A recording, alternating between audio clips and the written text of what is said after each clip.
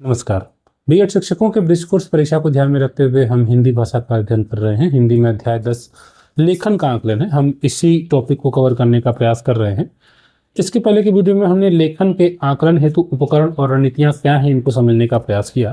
Basically हमने यह देखा कि एक तो बच्चा श्रुत लेख करता है, यानी कि सुनकर लिखता है, जैसे हम आलेख बोलते हैं, तो हमें उसका आकलन करना होता है। वो श्रुत लेख है, उसे हमने पिछली वीडियो में देखा है।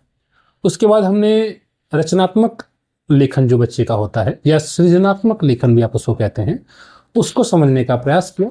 हमें यह देखना है कि सृजनात्मक लेखन के अंतर्गत बच्चा कौन सी अपनी जो क्षमता है, मतलब अपनी मानसिक क्षमता का प्रयोग करता है, तर्क करता है, या उसके अंदर एक प्रकार से इस बात की कुशलता कि वह स्वयं से कहानी बनाए या कविता के माध्यम से अपनी बातों को प्रस्तुत करे, रचना करे। तो ये जो इस प्रकार का लेखन होता है वो रचनात्मक या सृजनात्मक लेखन के अंतर्गत आता है, जिसमें हमने यह कहा कि बच्चे कहानी लिख सकते हैं, उसके माध्यम से अपनी रचनात्मकता को दिखाते हैं।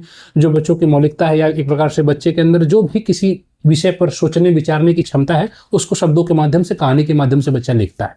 तुकांत शब्दों का बच्चे को ज्ञान है तो बच्चा कविताओं के माध्यम से लिख सकता है, बच्चा अनुभव लेखन कर सकता है। तो हमने सृजनात्मक लेखन के अंतर्गत इन बिंदुओं को देखा है। ठीक है, इसके पहले की वीडियो में हमने सृजनात्मक लेखन को देखा। हमने देखा कहानी बच्चा लिखता है, कविता लिखता है, संवाद, अनुभव, इस 4 बिंदुओं को हमने देखा।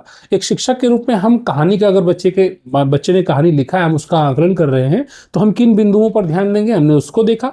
इसके अलावा कविता लिखते समय किन बिंदुओं पर आपको ध्यान देना है, तो आपने कुल मिलाकर इन 4 बिंदुओं को कवर किया है पिछली वीडियो में। हम इसी को आगे बढ़ा रहे हैं। जैसे कहानी हमने पढ़ा है, ठीक है, कहानी को पढ़ने के बाद हमने कविता वगैरह देखा है। बच्चे कविताएं लिखेंगे तो हम कविताओं का आकलन किन बिंदुओं पर करेंगे, जैसे कविता के आकलन हेतु बिंदु, यानी बच्चे ने अगर कोई बात, जैसे मान लीजिए कि बरसात का मौसम है, तो अब इसी बात का जिक्र बच्चे को कविता के माध्यम से कहता कि बारिश आई बारिश आई, ठीक है, अपने साथ, और जो भी मतलब चारों ओर बच्चे, जो भी बच्चे सोच पा रहे हैं, चारों ओर खेतों में पानी दिखाई दिया, या जैसे भी बच्चे अपने हिसाब से बनाते हैं तुकांत शब्दों के आधार पर। तो आप देख रहे हैं ना कि बच्चे तुकांत शब्दों को अगर सीखे हुए हैं तो उसके माध्यम से अपने आसपास की चीज़ों को व्यक्त करने का प्रयास कर रहे हैं, बताने का प्रयास कर रहे हैं कि चारों तरफ छाई हरियाली, ठीक है, खेतों में अब फसल लहलहाई। तो इस प्रकार से बच्चे बना बना कर बोलते हैं। ठीक है, तो हम लेखन का बच्चे हम आकलन करते हैं तो इन बिंदुओं के आधार पर करते हैं। हमने इसको देखा था। इसके बाद संवाद, किस प्रकार से बच्चे बातचीत अगर लिख रहे हैं, जैसे अध्यापक और बच्चे का संवाद हो रहा है, ठीक है, खिलाड़ी या कोच का संवाद हो रहा है, तो अगर 2 लोग 3 लोगों के बीच में संवाद हो रहा है किसी प्रकार का, तो उसको बच्चा लिख रहा होता है। तो संवाद लेखन का आकलन आप इस आधार पर करेंगे, ये भी हमने देखा था। उसके बाद हमने अनुभव को देखा था। बच्चा अनुभव लेखन करता है, अर्थात बच्चा अपने जीवन में जो भी कोई अगर महत्वपूर्ण चीज़ बच्चे ने फेस किया है तो उसको अपने शब्दों में लिखने का प्रयास करता है। जैसे आपने कह दिया कि सभी लोग गर्मियों की छुट्टी में कहाँ गए थे, तो बच्चे अपने अनुभव को आपसे बताएंगे। आपने कहा कि सभी लोग इस पर एक लेख लिखिए, 5 लाइन का, 10 लाइन का आप लोग लेख लिखिए, अपने अनुभव को बताइए। तो बच्चा अपने अनुभव को उसमें बताता है कि हाँ, मैं नानी के घर गया था, या फिर कोई बच्चा कहेगा कि मैं घूमने गया था, चिड़ियाघर गया था, मैं अपने मामा घर गया था। इस प्रकार से बच्चे बताते हैं। ठीक है, तो इसके माध्यम से भी आप जो है, मतलब जब बच्चे लिख रहे होते हैं तो आप उनका आकलन करते हैं कि बच्चे ने सही लिखा या नहीं। और आकलन के बिंदु क्या है, हमने उसको भी देखा था, यानी अनुभव लेखन स्पष्ट हो, विचारों को सही ढंग से प्रस्तुत बच्चा करे, लेखन में संदेश कोई दे, और लेखन शुद्ध हो। इस प्रकार से हमने इसको देखा था। अब इसी के आगे है सूचना। ठीक है, सूचना का आदान प्रदान करना। ठीक है, जैसे कोई महत्वपूर्ण बात है, उस बात को बताना। आपने बच्चे को बताया, बच्चे से चर्चा की, और बच्चा वह फिर आगे उस पर चर्चा कर रहा है, या वो सूचना अन्य को दे रहा है, या शब्दों के माध्यम से लिख रहा है। ठीक है, तो सूचना लेखन भी सृजनात्मक लेखन का ही एक प्रकार है, क्योंकि इसमें बच्चे को अपनी मानसिक क्षमता का प्रयोग करना है। कल्पना इसमें बहुत कम रहती है, कल्पना नहीं रहती है, मतलब जो कोई महत्वपूर्ण बात रहती है उसको बच्चा बता रहा होता है। ठीक है, जैसे मान लीजिए कि रविवार का अवकाश है, या मान लीजिए कि सोमवार को अवकाश है किसी त्यौहार के कारण, तो ये सूचना दिया गया। ठीक है, तो इसमें बहुत ज़्यादा कल्पना नहीं करना है। बच्चा अगर कल्पना करके सोमवार की जगह मंगलवार का अवकाश है, तो मामला गड़बड़ हो जाएगा। तो सूचनाओं में आपको इस चीज़ का भी ध्यान देना होता है। बच्चे कक्षा में सीखे हुए अनुभव को सूचना लेखन के माध्यम से अभिव्यक्त करते हैं। ठीक है, अब गतिविधि आप कैसे कराएंगे। जैसे मान लीजिए कि आपको सूचना लेखन की गतिविधि, ये प्रश्न पूछ दिया गया ब्रिज कोर्स में कि सूचना लेखन के लिए आप कौन सी गतिविधि कराएंगे, किस प्रकार से गतिविधि कराएंगे, तो आपको ये भी समझना होगा। बच्चों को कक्षा में, देखिए, आप निर्देशित कोई भी सूचना आपने साझा करने के लिए प्रेरित किया जाता है। जैसे मान लीजिए आपने कोई भी बात बताई, किसी विषय के बारे में बच्चों को सूचना दी, तो पहले मौखिक रूप में आप उस पर चर्चा करते हैं। ठीक है, इसी मौखिक रूप पर चर्चा करेंगे, और उसके बाद उसके लिखित रूप से आप मतलब अवगत कराते हैं बच्चों को। आपने किसी विषय में बच्चों को जानकारी दी, और फिर उसी पर बच्चे लिख रहे हैं। तो सबसे पहले मौखिक रूप होना चाहिए, उसके बाद लिखित रूप में होना चाहिए। सूचना बहुत लंबी नहीं होनी चाहिए, क्योंकि बच्चे के अनुसार ही होनी चाहिए। बच्चे का जो एज है, आप फाउंडेशनल स्टेज में, प्रिपरेटरी स्टेज में है, छोटी और आसानी से याद की जाने वाली होनी चाहिए, जिससे विद्यार्थी आसानी से उसको बता सके। ठीक है, यहाँ भाषा का शुद्ध लेखन आवश्यक है कि, लेकिन सूचना लेखन में भावों को प्रधानता दी जाती है। ठीक है, अगर फाउंडेशनल स्टेज में है तो बच्चा मुख्य बात को बता पा रहा है कि नहीं, ये बताने की कोशिश कर रहा है कि नहीं, भाव, यहाँ पर भावना को ध्यान देना फाउंडेशनल स्टेज में। ठीक है, अब कक्षा 1 में बच्चा है तो आप इसे नहीं कहेंगे सूचना लेखन बहुत स्पष्ट कर दे, तो ये आप उस उम्मीद उससे नहीं करेंगे। अब बुनियादी स्तर पर देखा, जैसा कि हमने कहा कि सूचना बताना गतिविधि में विद्यार्थी सही सूचना बताता है, तो इससे पता चलता है कि वह सुनता है, ग्रहण करता है, याद रखता है और अभिव्यक्त करता है। जैसे मान लीजिए कि आपने कोई सूचना बच्चे को दिया कि हाँ ठीक है, कल आज सर की ट्रेनिंग लगी हुई है, और ट्रेनिंग लगी हुई है तो सर आज विद्यालय में नहीं आएंगे क्योंकि FLN की ट्रेनिंग लग रही है।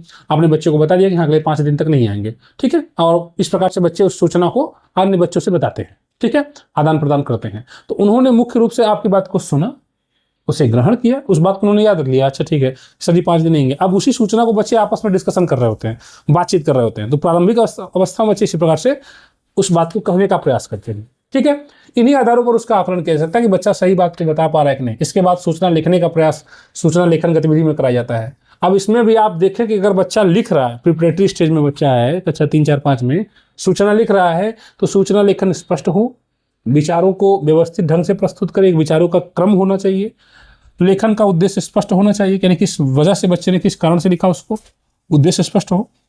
सूचना को नए ढंग से प्रस्तुत किया गया, या नहीं कि जैसा बताया गया उसको एज इट इज लिख दिया गया। ठीक, जैसे सर जी ने कह दिया कि आज ये सर नहीं आएंगे, राजेश सर नहीं आएंगे। अब बच्चा ये कह दिया दोस्तों से जाकर कि सर आज राजेश सर नहीं आएंगे, आज गणित नहीं पढ़ पाएंगे। ठीक, मान लीजिए सर जी ने कहा था कि हम पढ़ाएंगे, तो बच्चा उसमें और भी शब्दों को जोड़ सकता है कि हाँ ये सर पढ़ाएंगे। तो सूचना ऐसा नहीं है कि अध्यापक ने जो कहा बस सूचना ही तक सीमित है, बच्चे ने अपने से जोड़ दिया। किसी सर के नहीं आने पर बच्चे ने यह सोच लिया कि सर जी जो विषय पढ़ाते हैं वो आज नहीं पढ़ाई जाएगी, तो बच्चे ने इस बात को और बेहतर तरीके से करने का प्रयास किया अपने दोस्तों में। ठीक है, तो इस प्रकार से सूचना में बच्चे अपने से भी चीज़ों को जोड़ते हैं, नए ढंग से प्रस्तुत करते हैं। सूचना लेखन धारा प्रवाह है, लेखन शुद्ध है और स्तर के अनुसार उचित शब्दों का प्रयोग किया जाता है। इस चीज़ का आप ध्यान देंगे। अब इसमें इस प्रकार के लेखन में जो सृजनात्मक लेखन है, चाहे आप कहानी लेखन बच्चे से करवा रहे हैं, कविता लेखन करवा रहे हैं, ठीक है, सूचना है, अनुभव है, संवाद है, इन सभी लेखन में शब्दों, वाक्यों और अनुच्छेद का संयोजन बहुत आवश्यक है।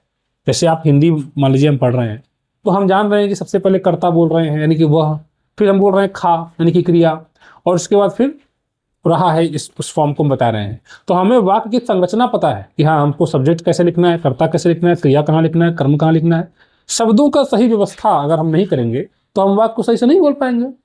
अगर मान लीजिए हमको अंग्रेजी बोलना कठिन लगता है क्योंकि हम अंग्रेजी में नहीं समझ पाते हैं सेंटेंस को कहाँ पर किस प्रकार से रखा जाना है, तो अगर हिंदी या बच्चा जो भी भाषा सीख रहा है उसको बेहतर पकड़ बनानी है, तो यह आवश्यक है कि बच्चा शब्दों, वाक्यों और अनुच्छेदों का संयोजन करे। कितने शब्दों को मिलाकर वाक्य बनाना है, कितने वाक्यों को मिलाकर एक अनुच्छेद बनाना है, और कितने अनुच्छेदों से एक स्टोरी या एक सूचना एक तैयार हो सकती है, ये बच्चा डिसाइड करता है, समझता है। यदि बच्चा अपने विचारों को प्रभावशाली ढंग से व्यक्त करना चाहता है तो उन्हें इन तीनों का उचित प्रयोग करना है। ठीक है, निशब्द सही से लिखे, वाक्य और अनुच्छेद। ठीक है, तो एक क्रम से समझे उचित शब्द, जैसा कि हम सभी जानते हैं शब्दों के माध्यम से बच्चा वाक्य बनाता है, वाक्यों से अनुच्छेद बनता है, और अनुच्छेद के माध्यम से बच्चा प्रभावी रूप से अपनी बातों को कह पाता है। ठीक है, तो ये चीज है। अब इसमें शब्दों का संयोजन से आप समझ रहे हैं, इसमें शब्दों के संयोजन में सबसे महत्वपूर्ण यह है कि उचित शब्दों का चयन बच्चा करे। विद्यार्थी अपने विचारों को प्रभावशाली ढंग से तभी प्रस्तुत करेगा जब वह सही शब्दों का प्रयोग करे।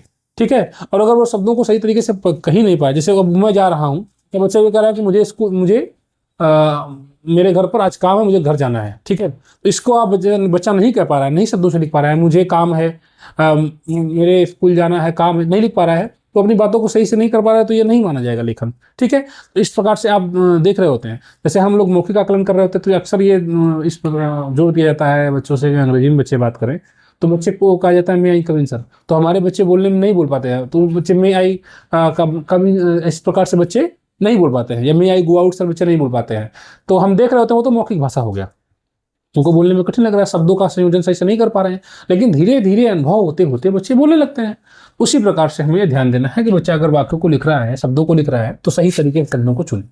ठीक है, यदि बच्चा कहना चाहता है कि उसे बहुत अधिक गर्मी लग रही है, तो गर्मी बहुत ज़्यादा अच्छी लग रही है की जगह आज बहुत तेज गर्मी पड़ रही है, यानी सही तरीके से बच्चे को लिखना आवश्यक है, जहाँ सही शब्दों के चयन से विचार अधिक स्पष्ट होगा। ठीक है, यानी शब्दों का सही चयन करेगा, उचित शब्दों का प्रयोग करेगा, तभी वह वास्तविक सही तरीके से लिख पाएगा। इसके अलावा वाक्यों का संयोजन भी होना चाहिए।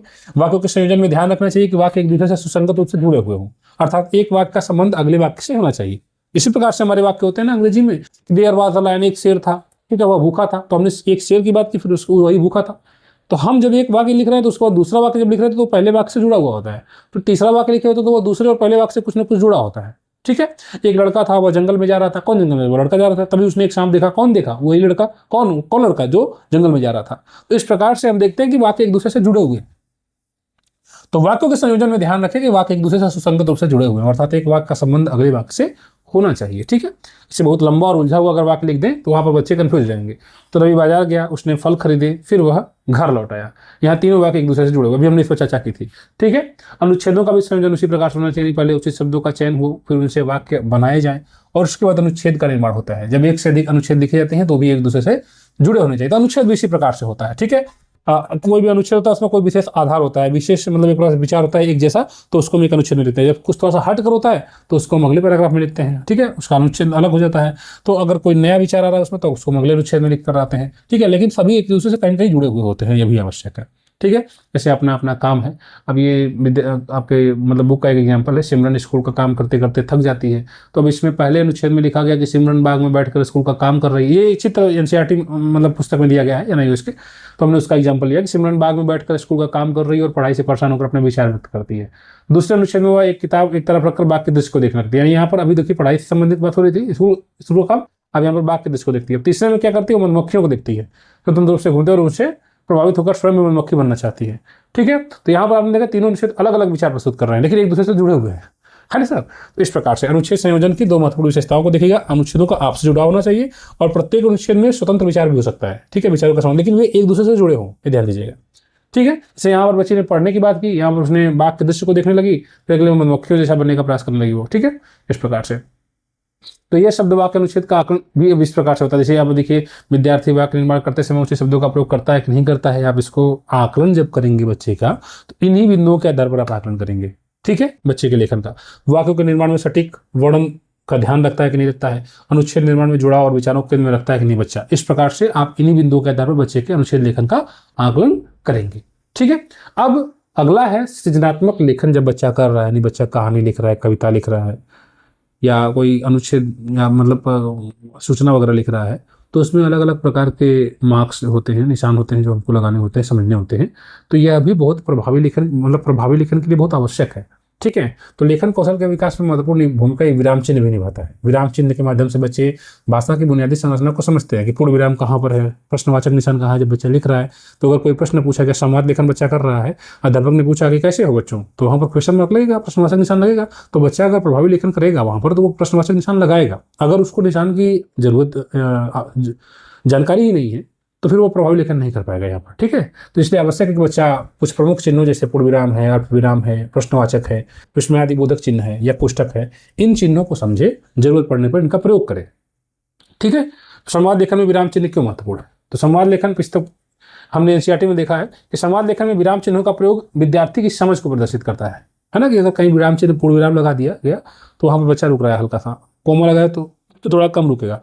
ठीक है, और अगर कोई बार नोटेड कामों में है तो उसके अंदर की बात को अच्छा समझा कि हाँ इनके द्वारा कही गई बात है।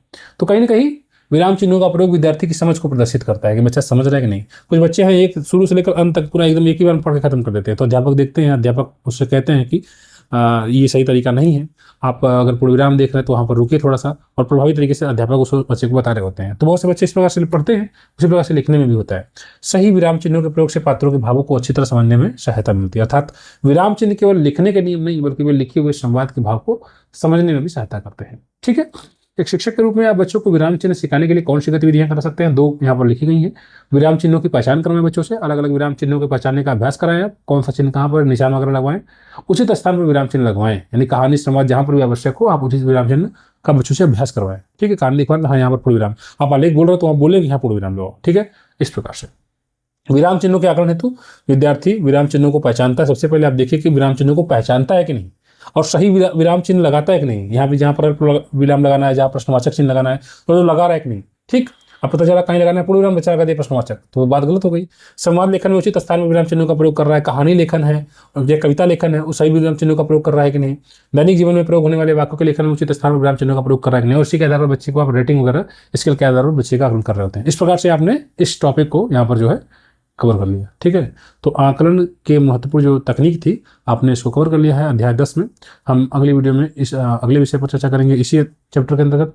जल्द ही अध्याय 11 भी कवर हो जाएगा और पूरी हिंदी हमने यूट्यूब पर डाल दी है, पूरा NIOS के सिलेबस के अकॉर्डिंग पॉइंट टू पॉइंट हमने कवर कर दिया है। ठीक है ना, 10 पार्ट तक लगभग हमने लास्ट स्टेज पर चल रहा है, 10 पार्ट, 1-2 वीडियो और आएगी और फिर 11वां पार्ट। तो अध्याय 1 से अध्याय 11 पूरा अवेलेबल है हिंदी का, आप उसे देखें। हम जल्दी दूसरे विषय पर, जैसे ये कवर होता है हम दूसरे विषय को शुरुआत कर देंगे, उसको भी हम कवर कर देंगे। ठीक है, तो आप ब्रिज कोर्स की बेहतरीन तैयारी के लिए इस चैनल को सब्सक्राइब करें। स्टडी नोट्स वगैरह उपलब्ध है, अगर आप लेना चाहते हैं तो दिए गए नंबर पर संपर्क करके आप बुक्स को बाई स्पीड पोस्ट घर में मंगवा सकते हैं। धन्यवाद।